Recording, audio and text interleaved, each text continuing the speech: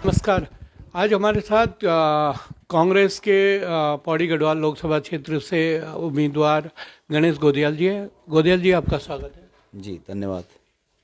गोदियाल जी, जब कांग्रेस के सारे दिग्गज नेता रणछोड़ दास बने हुए हैं, मतलब वो लोकसभा चुनाव में नहीं उतरे, उससे उतरने से बचे, तो आप किस तरह से अभिमन्यु क्यों बने आप? नहीं, ऐसा नहीं है कि कांग्रेस के नेता जिन शब्दों का प्रयोग कर रहे हैं वो बने। मैं ये मानता हूँ कि कांग्रेस पार्टी भी ये मानती है कि युवाओं को मौका देना चाहिए। तो हरिद्वार में हरीश रावत जी ने निश्चित रूप में उनकी राजनीतिक पूंजी है, और उस राजनीतिक पूंजी को देखते हुए कांग्रेस के कार्यकर्ता, उनका जो जिनको टिकट मिला है, उनका परिचय सिर्फ इस रूप में नहीं है कि वो हरीश रावत जी के बेटे हैं, वो कांग्रेस के एक समर्पित कार्यकर्ता भी हैं। तो इसलिए उनको मेहनत कर रहे थे तो उनको टिकट मिला। और ये स्वाभाविक है कि पुराने लोग नए लोगों को मौका देते हैं। जहाँ तक आप टिहरी की बात है, टिहरी में जोत सिंह गुंसोला जी एक बहुत ही सुयोग्य प्रत्याशी हैं। विधानसभा का सदस्य रहते हुए उन्होंने अपने सुचिता का जो सुचिता का उन्होंने परिचय दिया वो सबके सामने है। इसके अलावा वो विधायक रहते हुए अपने क्षेत्र में बड़े लोकप्रिय हैं, पूरे लोकसभा क्षेत्र में लोकप्रिय हैं। तो दोनों जगह से अच्छे उम्मीदवार मिले। अल्मोड़ा में आप कहेंगे कि प्रदीप टमटा जाना माना स्थापित नाम है, और पहले लोकसभा के सदस्य रहे हैं, राज्यसभा के सदस्य रहे, विधायक रहे। तो और चौथे सीट की अगर मैं बात करूं तो वहाँ भी नए चेहरे को, एक स्थापित कांग्रेस के नेता को, जिसका कि पूरे कांग्रेस पार्टी में वर्षों से योगदान है, राजनीतिक कार्यकर्ता है, समर्पित भाव से कार्य समाज के लिए काम करते हैं, तो ऐसे व्यक्तियों को टिकट दिया गया है। मैं समझता हूं कि जहां तक टिकट की बात है, कांग्रेस ने तो पुराना और नया दोनों का बैलेंस करके और अच्छे टिकट दिए हैं। अच्छा, एक बड़ा जो परसेप्शन है कांग्रेस को लेकर अभी, कि पहले मनीष खंडूड़ी जी वॉशिंग मशीन में धुलने चले गए, फिर उसके बाद राजेंद्र भंडारी जी रातों रात चले गए, तो इससे आप कांग्रेस को किस रूप में देखते हैं कि कितना बड़ा झटका है? देखिए, राजनीति धीरे धीरे नई करवट ले रही है। आज का जो वोटर है वो मुझे तो वोट दे देगा, माना उदाहरण के लिए मैं बोल रहा हूँ, मुझे वोट दे देगा, लेकिन मैं कहूँ कि मेरे कहने पे किसी दूसरे को वोट दे दे, तो ये आसान नहीं है कि मैं अपने कहने पे किसी दूसरे को वोट दिला सकता हूँ। आदमी का अपना विवेक है कि वो मुझे वोट देना चाहता है या नहीं देना चाहता। तो इसलिए चाहे खंडूड़ी जी गए, चाहे भंडारी जी गए, मेरा ये मानना है कि वोटर अपनी जगह पे है। वोटर अपने वोट का प्रयोग अपने विवेक से करेगा, इनके बोलने से नहीं करेगा। हो सकता है कि जब ये खड़े हों तब वो इनके बारे में विचार करके वोट देगा कि इनको देना है कि नहीं देना है, और इसी प्रकार जब मैं खड़ा हूं तो मेरे बारे में विचार करेगा वोटर कि गणेश गोदियाल को वोट देना है या नहीं देना है। इनके बोलने से न तो किसी ने देना है और न इनके बोलने से किसी ने नहीं देना है, ऐसा कुछ नहीं है। आज वोटर बड़ा मैच्योर्ड हो गया। लोकतंत्र जिस प्रकार से, हमारा लोकतंत्र एक अच्छी एज की ओर जा रहा है, लोग समझदार हो गए हैं। इस लोकतंत्र में लोग अपने वोट को समझते हैं कि मेरे वोट की कीमत क्या है। इसलिए मैं ये मानता हूं कि दूसरे के बोलने से बहुत ज़्यादा फर्क नहीं पड़ता। बजाय एक माहौल बनाने के लिए भारतीय जनता पार्टी ने ये एक अभियान चलाया कि कांग्रेस के कार्यकर्ता, कांग्रेस के नेता सब हमारे पास आ जाएं। और मैं आपको एक बात बताऊं, वास्तव में बात यह है, भारतीय जनता पार्टी की दिक्कत यह है कि उन्हें सरकार चलाने का अनुभव नहीं है। तो उन्हें सरकार चलाने के लिए कांग्रेस से नेता आयातित करने पड़ रहे हैं, और संगठन चलाने के लिए कार्यकर्ता आयातित करने पड़ रहे हैं। इस दौर से बीजेपी गुजर रही है। तो बिना कांग्रेस के उनका काम ही नहीं चल रहा है, तो इसलिए वो कांग्रेस पर निर्भर हैं। तो क्या मतलब जैसे कांग्रेस के नेताओं को प्रलोभन दिया जा रहा है, तो क्या कोई कुछ आपको भी हाँ, मिला? बिल्कुल बिल्कुल बिल्कुल, मैं इसको स्वीकार करता हूँ कि भारतीय जनता पार्टी पहले लालच देने के पीछे लगी थी, और उसके बाद जब मैं नहीं माना तो तब ये इनकम टैक्स और ये वो सब इस तरह की हरकतें करने पर उतारू है। अच्छा, अंकिता भंडारी हत्याकांड गढ़वाल के चुनाव में कितना अहम है? और इसके साथ ही मैं एक और सवाल जोड़ रहा हूँ, जिसको सब भूल गए हैं, कि एसटीपी प्लांट में गोपेश्वर वाले में 16 लोगों की मौत हुई थी, और वो ठेकेदार भी बाहर ही था, और लेकिन उन 16 मौत का कोई सवाल नहीं उठा रहा है, तो क्या आपको लगता है कि नहीं, ऐसा नहीं है। मैंने कई जगह ये बात कही है अपने भाषणों में, चैनलों में, कई जगह इस बात को मैंने उठाया है कि मैंने ये बात भारतीय जनता पार्टी के जो उम्मीदवार हैं उनके परिप्रेक्ष्य में उठाई कि भाई जब इस उत्तराखंड पर विपत्तियां आई, केदारनाथ में आपदा आई, ये थोड़ा पुरानी बात हो गई, लेकिन फिर भी वो यहाँ के नेता थे, कहीं वो दिखे नहीं। उसके बाद मैं जोशीमठ की अगर बात करूं, वहाँ की आपदा में ये कहीं नहीं दिखे। रैणी की आपदा की मैं बात करूं जिसमें 200 से ऊपर लोग मरे, उस आपदा की अगर मैं बात करूं तो ये कहीं नहीं दिखे। इस एसटीपी की जहाँ की आप बात कर रहे हैं, एक कंपनी है, उसकी अगर मैं बात करूं जहाँ एक झटके में 17 लोग मर गए, ये कहीं नहीं दिखे। तो मैंने ये कहा कि भाई उस एसटीपी कंपनी पे जहां सरकार को उनके खिलाफ कार्रवाई करनी थी, सरकार ने उन्हें सेफ पैसेज दिया निकलने का। मैं आपको बता दूं कैसे दिया। सरकार ने जो एफआईआर दर्ज कराई, पुलिस ने जो एफआईआर दर्ज की, वो एफआईआर उस कंपनी के नाम से नहीं है जिस कंपनी का वो एसटीपी का काम चालू था। एक गोलमोल बात कही गई, joint venture company. Joint venture किसी कंपनी की प्रकृति होती है, उसका उसका उसका वो कैरेक्टर है कि वो ज्वाइंट वेंचर है। ज्वाइंट वेंचर नाम नहीं है, या मतलब ज्वाइंट वेंचर का मतलब ये होता है कि 2-3 कंपनियों ने मिलकर एक ठेका ले लिया और ज्वाइंट वेंचर बना दिया उन्होंने। ये एक उसकी प्रकृति है कि वो प्राइवेट लिमिटेड है, सेमी गवर्नमेंट है, पार्टनरशिप है, प्रोप्राइटरशिप है, ज्वाइंट वेंचर है, ये प्रकृति हो गई कंपनी की, लेकिन नाम नहीं है। सरकार ने आरोपियों को बचाने के लिए गोलमोल नाम दिया ज्वाइंट वेंचर कंपनी। अब ज्वाइंट वेंचर कंपनी कहाँ ढूंढने जाएगा? कानून के तो बोलते हैं ना कि कानून के आंख बंद होते हैं, नज़र बंद होती है, तो वो कानून कहाँ ढूंढेगा उस ज्वाइंट वेंचर कंपनी को? अगर किसी व्यक्ति का नाम होता, पता होता, उस कंपनी का पता होता कि कहाँ की कंपनी है, कौन है इसका मालिक, मालिक के नाम से दर्ज होता, तो उस मालिक को पकड़ा जाता। अब ढूंढो ज्वाइंट वेंचर कंपनी। तो सरकार ने पहले ही हमारे लोगों की 16-17 लोग जो मरे, 17 लोगों की जान की कीमत पर उन धन्ना सेठों को जो इस उत्तराखंड की पूरी एसटीपी बना रहे हैं, उनको बचाने का काम किया। इनकी लड़ाई कौन लड़ेगा? तो ये जो है हम पहले से बोल रहे हैं। मैंने पहले भी कहा कि आज की बात नहीं, चुनाव तो मैं अब लड़ रहा हूं और चुनाव लड़ने का फैसला तो मैंने अब किया। लेकिन जब हम चुनाव नहीं लड़ रहे थे, हमने तब भी ये बात उठाई कि जिस प्रकार से अंकिता भंडारी हत्याकांड में सबूतों को नष्ट करने के लिए उस कमरे को तोड़ा गया और उसके बाद ये दिखाया गया कि सरकार बजरंगबली बन गई है, उसी प्रकार चमोली में 17 लोगों की जान लेने वाली एसटीपी कंपनी को बचाने के लिए वहां ज्वाइंट वेंचर उसका नाम दिखाया गया। तो सरकारें हर जगह साजिश कर रही हैं अपराधियों को बचाने के लिए। ये हमारी लड़ाई है। आपने अंकिता भंडारी की बात की। अंकिता भंडारी का मुद्दा सिर्फ अंकिता भंडारी तक नहीं है। मैं श्रीनगर के ममता बहुगुणा का केस आपको बताना चाहता हूँ। श्रीनगर में ममता बहुगुणा का केस ऐसा है कि यहाँ के उस क्षेत्र के विधायक ने पुलिस स्टेशन फ़ोन किया कि इसकी इन्वेस्टिगेशन बंद करिए, और बंद हो गई इन्वेस्टिगेशन। क्या किसी जनप्रतिनिधि को या मंत्री को इस प्रकार के इन्वेस्टिगेशन में, जहाँ एक लड़की गुमशुदगी हुई हो, गुम हो गई हो, और संदिग्ध ये हो कि उसके चप्पल गंगा जी के किनारे मिले और ये माना गया हो कि भाई मतलब ये बतलाने की कोशिश हो कि इसने आत्महत्या कर ली, हत्या हो गई, जो भी हो गया, पर पुलिस का काम तो है ना कि इन्वेस्टिगेट करें, उसकी बॉडी ढूंढें, या इस शक पर भी काम करें कि क्या ऐसा तो नहीं कि किन्हीं लोगों ने उसका अपहरण कर दिया और गुमराह करने के लिए चप्पल नदी के किनारे छोड़ गई। ऐसा तो नहीं होगा ना कि कोई लड़की आत्महत्या करने जा रही है और चप्पल साइड में रख देगी तब छलांग मारेगी। जिसको आत्महत्या करनी है वो चप्पल के साथ चला जाएगा। तो ये शक जाहिर करता था, लेकिन वहाँ के विधायक ने पुलिस स्टेशन फ़ोन किया कि भाई इसके तो अंकिता भंडारी इस तरह के जो हमारे तमाम बेटियों के साथ अपराध हो रहे हैं, उन अपराधों का एक आइकॉन बन गया है कि सरकार किस प्रकार अपराधियों को मदद कर रही है।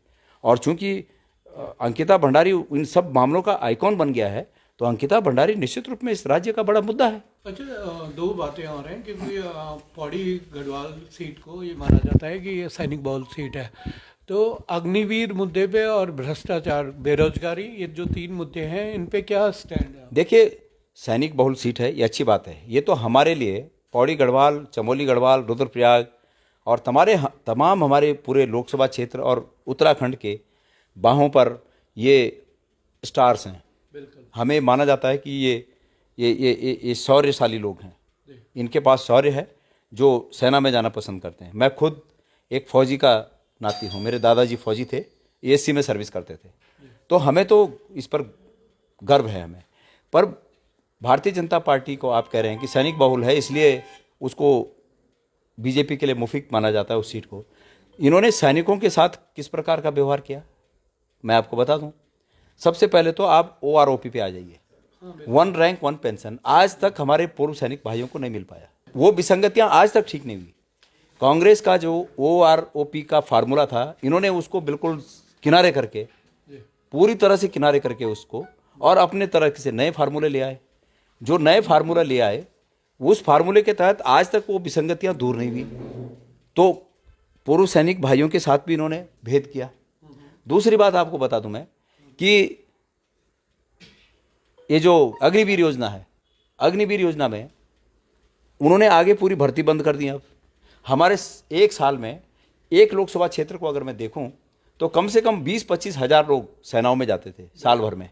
आज पूरे लोकसभा क्षेत्र को आप टोटल कर लीजिए, 150 से ऊपर नहीं होंगे। तो अग्निवीर, बिल्कुल अग्निवीर। अब मैं ये कहता हूं कि क्या कोई सैनिक भाई अगर रिटायर हुआ है या सैनिक है, तो उसकी भी तो ये उम्मीद होगी कि भाई मेरे पिताजी, मेरे दादाजी फौज में थे, मेरे पिताजी फौज में थे, मैं फौज में हूं, और वंशानुगत क्रम से मैं भी चाहूंगा कि मेरा बेटा फौज में जाए और बड़ी पोजीशन पे जाए। ये चाहेगा ना कोई भी व्यक्ति। लेकिन इन्होंने फौज के दरवाजे बंद कर दिए हमारे लिए। तो इसकी लड़ाई नहीं लड़ी जाएगी क्या? ये मुद्दा नहीं है क्या? हमने, हमारी सरकार बनने पर राहुल गांधी जी ने ऐलान किया है कि आप हमारी सरकार बनाइए, हम अग्निवीर योजना को समाप्त करके पहले जैसे रेगुलर भर्तियां होती थी उसको करेंगे। तो लोगों को चुनना है ये कि भाई लोगों को अग्निवीर योजना चाहिए कि परमानेंट भर्ती चाहिए। परमानेंट भर्ती चाहिए तो उसके लिए कांग्रेस है, अग्निवीर योजना चाहिए तो उसके लिए वर्तमान सरकार है। अब भारतीय जनता पार्टी के जो लोग हैं वो अपने दम पे, अपने पैरों पर खड़ा होकर नहीं लड़ रहे हैं इलेक्शन, वो मोदी जी के नाम पर इलेक्शन लड़ रहे हैं। हर जगह मोदी जी का नाम बताते हैं, हर जगह मोदी जी का नाम बताते हैं। तो मोदी जी को लोगों ने 10 साल से देख तो रखा है कि मोदी जी ने क्या किया। ये सब जो मामले में गिन रहा हूं, ये किसने किया? OROP में विसंगतियों के लिए कौन जवाबदार है? क्या OROP में विसंगतियों के लिए कांग्रेस को जवाबदार ठहराया जा सकता है? हालांकि मोदी जी तो आज भी जो कुछ नहीं हो पा रहा है वो सब के लिए नेहरू जी को जवाबदार ठहराते हैं। बड़ी बड़ी हास्यास्पद बातें हैं। तो इन हास्यास्पद बातों को जनता के सामने रखकर यथार्थ के दर्शन जब होंगे तो निश्चित रूप में, देखिए भारतीय जनता पार्टी करती क्या है, ये बड़े चालाक, चतुर और ठगने वाली शैली है इनकी। ये मुद्दों पर लोगों का नज़र न पड़े, इसलिए उन मुद्दों से लोगों की नज़र के बीच कोहरा पैदा कर देते हैं, धुंध पैदा कर देते हैं, ताकि लोगों की नज़र उस पर न पड़े।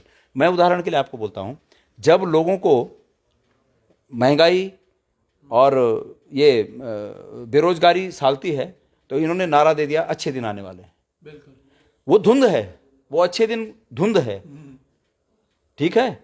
जब वो धुंध कांग्रेस ने छांटी, आम लोगों ने छांटी, मुद्दे फिर दिखने लगे तो इन्होंने दोबारा एक धुंध फैलाने की कोशिश की कि 2 करोड़ नौकरियां देने वाले हैं। क्या 2 करोड़ नौकरियां दी प्रतिवर्ष? वो धुंध फैलाई इन्होंने, कोहरा फैलाया, और अब कह रहे हैं कि 2047 तक हम विकसित राष्ट्र बन जाएंगे। जो 2047 तक विकसित राष्ट्र बनने की बात करने वाले लोग हैं वो 2047 तक रहेंगे क्या? तो ठगने की बात है। आप 10 साल सत्ता में रहे, आपने 10 साल में ये कहना चाहिए था कि हमारे देश की आर्थिक प्रगति ये हुई, हमारे देश में बेरोजगारी की दर तब ये थी, आज हमने इतनी कम कर दी। हमारे देश में जो हेल्थ सेंसस है, हेल्थ वेलनेस का सेंसस है, वो हेल्थ वेलनेस का सेंसस पहले ये था, हमारे टाइम तक ये हो गया, ये उन्हें कहना चाहिए। लेकिन ये कुछ बताने के लिए उनके पास है नहीं। बताने के लिए क्या है?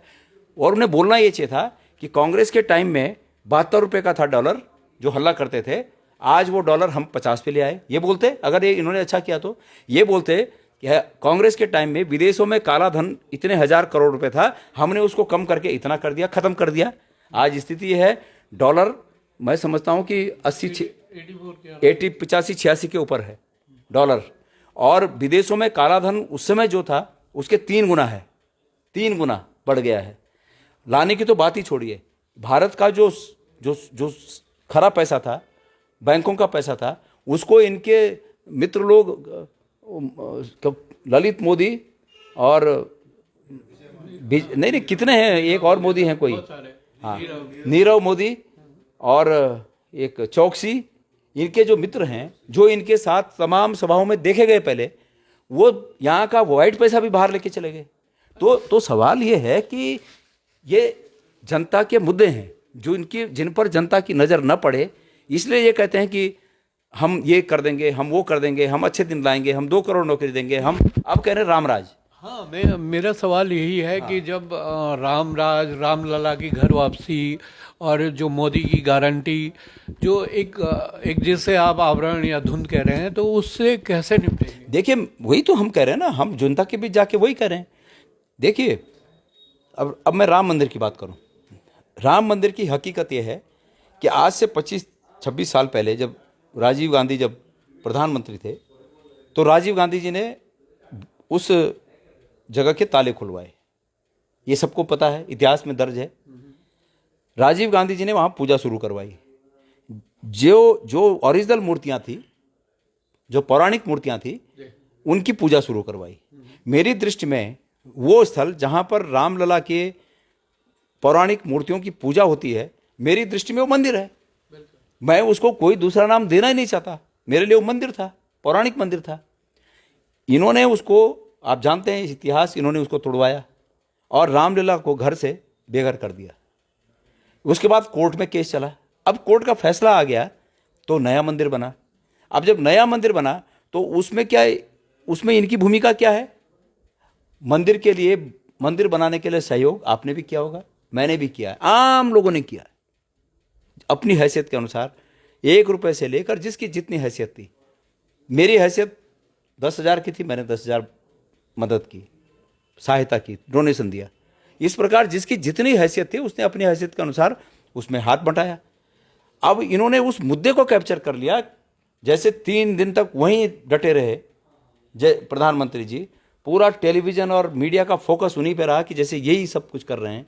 तो ये जो है ना, ये धुंध फैलाने की कोशिश है। हम देखिए, मैं एक बात कहना चाहता हूँ, धार्मिकता में और धर्मांधता में फ़र्क है। बिल्कुल। हम लोग इस देश के लोगों को धार्मिक बनाना चाहते हैं। बीजेपी के लोग इस देश के लोगों को धर्मांध बनाना चाहते हैं। धर्मांध वो है जो दूसरे के धर्म से नफरत करे और अपने धर्म का प्रदर्शन घमंड के साथ करे। हम वो नहीं चाहते हैं। हम ये चाहते हैं कि हम अपने धर्म का पालन हमारे शास्त्रों में, हमारे पुराणों में और हमारे जो पूजनीय ग्रंथ हैं, उन ग्रंथों में जो रीति बताई गई है, हम उसके अनुसार अपने धर्म का अनुसरण करें, अपने धर्म का पालन करें। हमारे शास्त्रों में क्या बताया गया? हमारे शास्त्रों में बताया गया है कि वसुधैव कुटुंबकम, एयम निज परावेति गणनाम लघुचेतसाम विशाल हृदयानाम वसुधैव कुटुंबकम, ये बताया गया है। हम उसके अनुसार चलते हैं। अब इन्होंने इस 10 साल की राजनीति में इतना तू मैं कर दी कि ये गलत है, वो गलत है, हम ही अच्छे हैं, ये कर दिया। इसलिए ये धर्म के विपरीत आचरण करते हैं। मैंने स्पष्ट कह दिया, ये लोगों को धर्मांध बनाना चाहते हैं, हम लोगों को धार्मिक बनाना चाहते हैं। दीदी बहना और दानी सियाणी की बात होगी तो उससे आप कैसे निपटेंगे? क्या आपके स्टार प्रचारक आएंगे यहाँ आपकी मदद के लिए? मैं आपको ये कह रहा हूँ कि मोदी जी की गारंटी, कौन सी गारंटी? क्या मोदी जी की ये गारंटी नहीं थी कि बेटी पढ़ाओ बेटी बचाओ? ये मोदी जी की गारंटी नहीं थी क्या? तो उस गारंटी के बाद ये जानते हुए भी कि अंकिता भंडारी का हत्यारा उनका एक नेता है और उसको बचाने की कोशिश हो रही है, तो किस बात की गारंटी? ठगने की गारंटी, लोगों को ठगने की गारंटी। देखिए, जिस बार इन्होंने कहा कि विदेश से काला धन मैं लाऊंगा और 15-15 लाख रुपए लोगों के खातों में यूं ही आ जाएंगे, जब उन्होंने ये कहा और उसके बाद कहा कि चुनाव में तो बहुत से जुमले बोले जाते हैं, उसको जुमला बता दिया। तो ये जितनी गारंटियां हैं, मैं यकीन के साथ कह सकता हूं कि ये सब इनके लिए जुमले हैं। ये सब ये शब्दों का जाल है, जिस जाल में फंसाकर लोगों से ये वोट लेना चाहते हैं। आज तक यही साबित हुआ कि जो जो उन्होंने कहा वो सब शब्दों का जाल है और उस जाल में वोटरों को, मतदाताओं को फंसाने की ये चाल है। तो इसलिए लोग अब समझ गए हैं कि भाई वो भी जुमले थे और ये जो तमाम गारंटियां हैं ये भी जुमला है। अगर गारंटी है तो मैं आपके चैनल पे, मुझे उम्मीद है कि आप इसको जैसे मैं कह रहा हूँ उसी तरह प्रसारित करेंगे।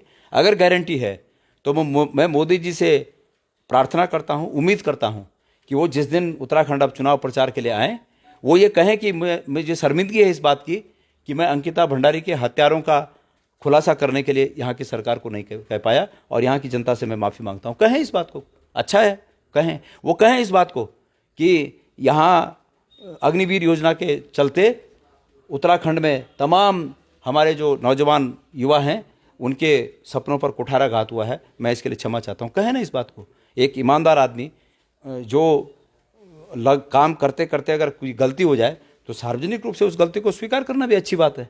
तो कहें इस बात को, और कहें कि मैं आज ही इन योजनाओं को ख़त्म कर रहा हूँ और रेगुलर भर्ती प्रारंभ करा रहा हूँ। बोलें इस बात को, वो बोलें इस बात को कि 1 महीने के अंदर अंकिता भंडारी के हत्यारों को सज़ा मिल जाएगी और जो तथाकथित वीआईपी है वो जेल की सलाखों के पीछे होगा। बोलें इस बात को। हम उम्मीद करते हैं, हम प्रार्थना करते हैं। प्रधानमंत्री जी 2 बार आए और अंकिता भंडारी के मामले में नज़र चुरा के चले गए। किसी की हैसियत है, किसी की हिम्मत है कि कोई उनसे पूछ ले? आप सब समझते हैं कि मीडिया की स्थिति क्या है, जो खास करके जो नेशनल मीडिया है, जो जो जो बड़े कॉरपोरेट घरानों के मीडिया हैं, उनकी स्थिति क्या है। अतीत में प्रेमचंद जी ने कहा था कि जो पत्रकार हैं वो स्वतंत्र होने चाहिए, और आज के भौतिक युग में ये बहुत ही कम लोग बचे हैं कि वो स्वतंत्र रूप से पत्रकारिता कर सकें। अन्यथा धन्ना सेठ किसी न किसी रूप में पत्रकारों को अपने इर्द गिर्द फांस लेते हैं और वो बेचारे मजबूर हैं आज। तो कांग्रेस हाईकमान आपके समर्थन में कोई रैली के लिए कोई आएगी? देखिए, कांग्रेस हाईकमान भी आएगा, सब आएंगे, पर मैंने अपने लोगों से कहा है कि तुम ही मेरे स्टार प्रचारक हो। कांग्रेस हाईकमान आएगा तो वो हमें एडिशनल सपोर्ट है, लेकिन बाकी हमारे कार्यकर्ता सक्षम हैं कि हम चुनाव को अंजाम तक ले जा सकते हैं। अच्छा, एक गोदेल जी, एक सवाल ये है कि पौड़ी ने बहुत सारे सीएम दिए, बहुत अच्छे सांसद दिए, लेकिन संसद में मैं पीएसआर की रिपोर्ट देख रहा था और मैंने वो लिखा भी है और कई बार कहा भी है कि पिछले 5 साल में हमारे 5 सांसदों ने 268 सवाल पूछे केवल। तो जो पहाड़ के मुद्दे हैं, पहाड़ गायब क्यों हो जाता है लोग? देखिए, लोकतांत्रिक पद्धति में जब कोई व्यक्ति सत्ता में हो तो उससे काम की उम्मीद की जाती है कि ये डिलीवरी करे, विकास करे, डेवलपमेंट करे, और जब उसकी पार्टी या वो व्यक्ति विपक्ष में हो तो तब उससे ये उम्मीद की जाती है कि ये हमारे जो अनसुलझे मुद्दे हैं उन मुद्दों को उठाए। तो मैं समझता हूँ कि बहुत समय से उत्तराखंड की जो हमारे सांसद रहे हैं, बहुत समय से, खास करके गढ़वाल की मैं बात कर रहा हूँ, एक शून्य बना हुआ है संसद में। गढ़वाल का सांसद कौन है लोगों को पता भी नहीं है, कौन सांसद है। अब जो अभी चुनाव लड़ रहे हैं वर्तमान में बीजेपी की तरफ से, वो क्या सांसद नहीं थे गढ़वाल के? उत्तराखंड से सांसद थे वो। तो उन्होंने क्या क्या मुद्दे उठाए, उन्होंने क्या मुद्दे यहाँ के उठाए, वो उनको बोलना चाहिए। और चूंकि वो सत्ता पक्ष के सांसद थे तो इसलिए उनसे ये उम्मीद की जा रही थी कि वो डिलीवरी करें।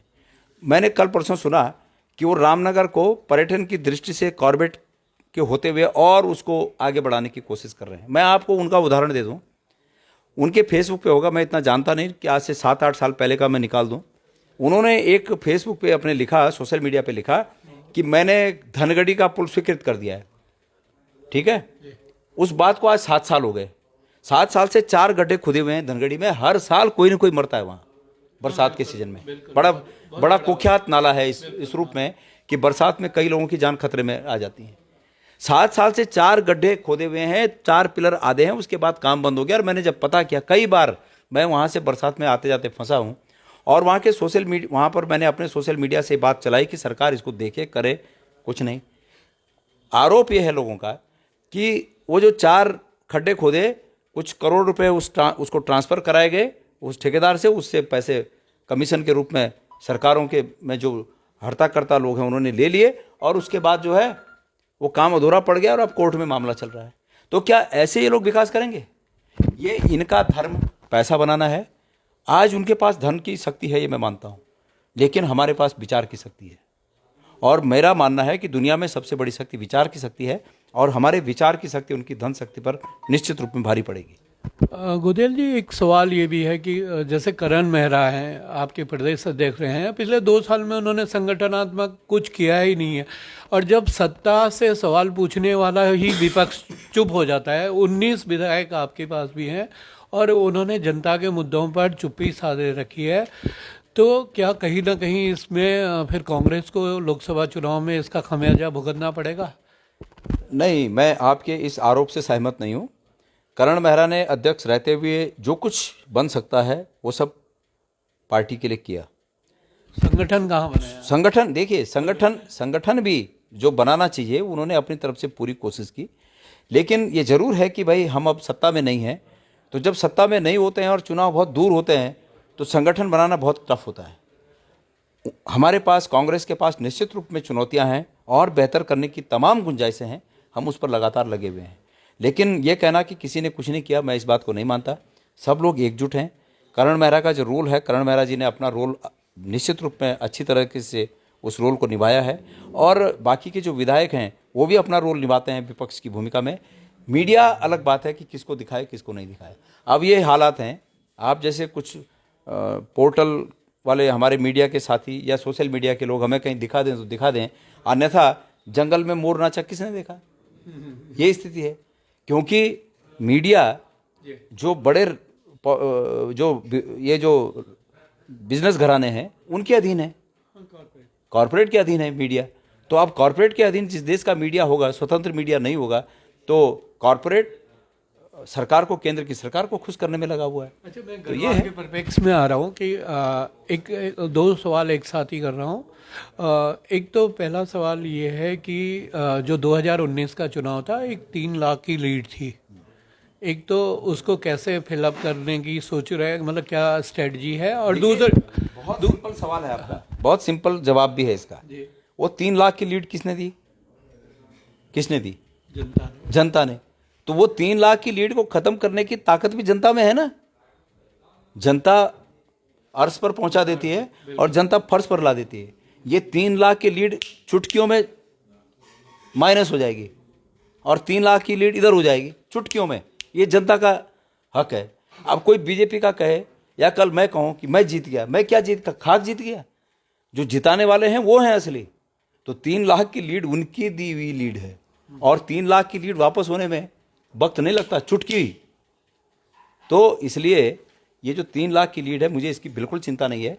मैं जनता के मुद्दों को उठा रहा हूं, और ये काम जनता का है कि इस 3 लाख की लीड को कैसे ख़त्म करना है और मुझे कैसे लीड देनी है। ये उनका काम है, ये उनका हक है, और ये उनके अधिकार के तहत मैं उनसे सिर्फ निवेदन करने जाता हूं कि भाई मुझे आप अपना आशीर्वाद दीजिए। एक आखिरी सवाल कि आप गढ़वाल को लेकर क्या अलग से क्या मुद्दे हैं, मतलब आपदा से लेकर या जो भी आपके। देखिए, विभिन्न, चूंकि हमारा पूरा पहाड़ी भूभाग है, हर एक जगह की स्थितियां अलग है। चमोली जनपद हमारा सीमांत जनपद है। रुद्रप्रयाग जनपद निश्चित रूप में चमोली से थोड़ा पहले है, लेकिन आपदा की दृष्टि से बहुत ही ज़्यादा संवेदनशील है। तो इन सब बातों पर विचार करने के बाद अलग अलग अंचल में अलग अलग प्रॉब्लम ज़्यादा हैं, उन अलग अलग प्रॉब्लम्स को अलग अलग तरीके से हैंडल करने की आवश्यकता है। अगर हम एक नियम सबके लिए बना देंगे तो मैं समझता हूँ वो उतना प्रभावी नहीं होगा जितना हमें आंचलिक दृष्टि से इस पर विचार करने की आवश्यकता है। ये थे गणेश गोदियाल जी, गढ़वाल लोकसभा से कांग्रेस के प्रत्याशी।